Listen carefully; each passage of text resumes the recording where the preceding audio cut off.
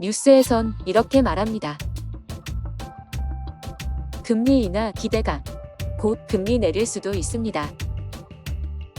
그런데 막상 내 대출을 보면 이자가 거의 안 내려갑니다. 이상하죠? 금리는 내린다는데 대출 이자는 왜 그대로일까요? 이건 은행의 꼼수가 아니라 금리 구조 자체의 문제입니다. 먼저 한 가지만 정리해 볼게요. 우리가 뉴스에서 듣는 금리와 대출 이자는 같은 금리가 아닙니다. 여기서부터 오해가 시작됩니다. 뉴스에 나오는 금리는 한국은행 기준금리입니다.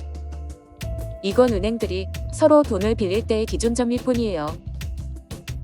반면 우리가 실제로 내는 대출금리는 기준금리, 은행이 돈을 조달하는 비용, 위험 프리미엄, 가상금리, 이걸 전부 더해서 만들어집니다.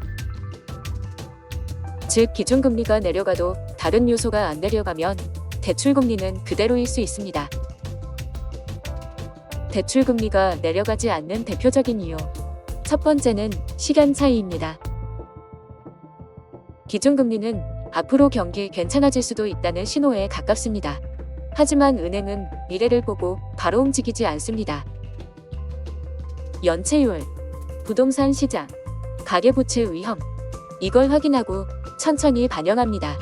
그래서 보통 기준금리 인하에서 대출금리 반영까지 몇 달의 시차가 생깁니다. 두 번째 이유는 은행이 돈을 구하는 비용입니다. 은행은 한국은행에서만 돈을 빌리지 않습니다. 예금금리, 금융채금리, 시장금리, 이런 것들이 대출금리에 더 직접적인 영향을 줍니다. 요즘처럼 시장금리가 잘 안 내려가면 기준금리가 살짝 내려가도 대출이자는 쉽게 안 내려갑니다. 세 번째는 위험 때문입니다.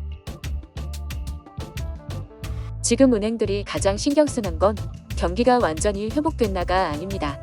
혹시 더 나빠지진 않을까입니다. 자영업 연체, 부동산 PF, 가계부채 부담, 이 위험이 남아있는 한 은행은 가상금리를 쉽게 낮추지 않습니다. 하지만 오해할 필요는 없습니다. 이건 탐욕이라기보다는 은행 생존을 위한 방어에 가까운 것이니까요. 정리해보면 이렇습니다. 기준금리는 방향 신호일 뿐, 대출금리는 여러 요소의 합, 시장금리, 위험, 시차가 핵심 변수.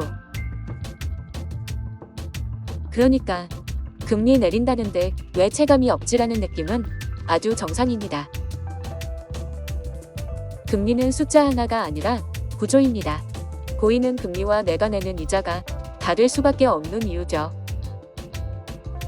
스터디지는 은행이 나쁘다보다 구조가 어떻게 움직이는가를 봅니다. 겉으로 보이는 뉴스 말고 안쪽 구조를 같이 까보면 이해는 훨씬 쉬워집니다.